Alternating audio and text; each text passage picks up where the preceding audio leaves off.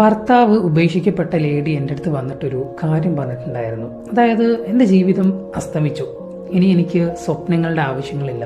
ജീവിതത്തിലെ മുന്നോട്ട് നോക്കുന്ന സമയത്ത് കംപ്ലീറ്റ് ആയിട്ടുള്ളൊരു എംപ്റ്റി ആണ്.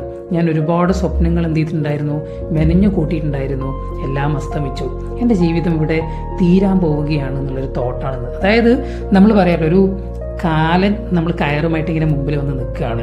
അപ്പോൾ ഓൾമോസ്റ്റ് കാലം പറയാണ്, നിന്റെ സമയം കഴിഞ്ഞിട്ടോ, ഞാനിപ്പോൾ ഒരു 10 മിനിറ്റിനുള്ളിൽ എന്ത് ചെയ്യും, നിന്റെ ആയുസ് ഞാൻ എടുക്കും. ഇതുപോലെ ചിന്തിക്കുന്ന ഒരു ലേഡി, അവരുടെ ചിന്താഗതി തന്നെ അത്തരത്തിലുള്ളതായിരുന്നു. പക്ഷേ ഇതേ ചിന്താഗതി ഫേസ് ചെയ്യുന്ന ഒരുപാട് ആളുകൾ നമ്മുടെ ചുറ്റുപാടിലുണ്ട് എന്നുള്ളത് എനിക്ക് പിന്നീട് മനസ്സിലാക്കാൻ പറ്റി. അപ്പം ഇവരോടൊക്കെ എനിക്ക് പറയാനുള്ള ഒരു കാര്യം എന്താണെന്ന് വെച്ചിട്ടുണ്ടെങ്കിൽ, നിങ്ങളുടെ ജീവിതത്തിൻ്റെ എൻഡല്ല ഇത്. ഓക്കെ, ഇത് ജീവിതത്തിൻ്റെ പുതിയൊരു ഡയറക്ഷനാണ്, പുതിയൊരു വഴിയിലൂടെ നിങ്ങൾ സഞ്ചരിക്കുകയാണ്.